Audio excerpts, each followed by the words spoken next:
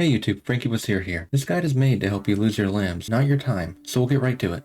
I recommend having at least 12 field medic and 20 lockpicking. That will be enough to have a 90% chance to break out of a level 10 fogball. Item-wise, you'll want to bring the best first aid kit you can get your hands on, as well as your choice of robotic limbs. Do yourself a favor and make sure you don't have any duplicate limbs. That's a mistake you make only once. For the location, we'll be going to the Fog Islands, or more specifically, any Fog deathyard in that zone. I recommend using one close to Mongrel, just in case you need to retreat.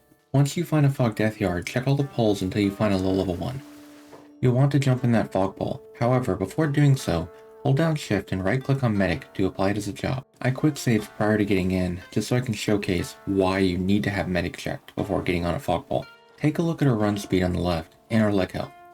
Notice how the speed just tanked down to the minimum, and our leg is now in critical condition?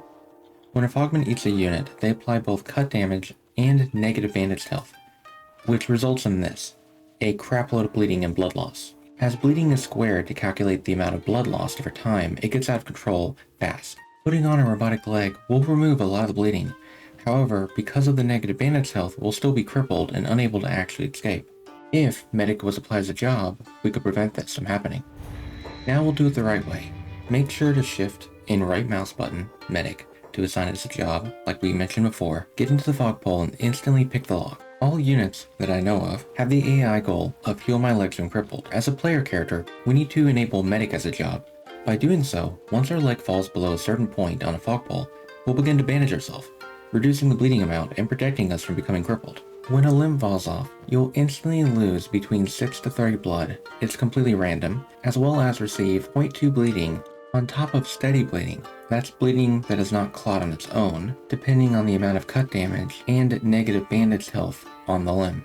Once you've lost a leg, you can actually keep it off to make sure your character will constantly bandage themselves while on the fog pole, as they'll register that their leg is crippled, and you heal from top to bottom, so your character will heal up their bleeding, meaning you'll even be able to regenerate blood while on the fog pole.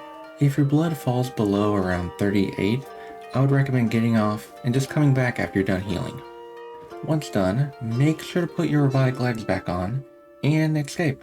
If you have any critique or questions, please don't hesitate to let me know down below, or just come by a stream, twitch.tv/FrankieWuzHere, and thank you for watching.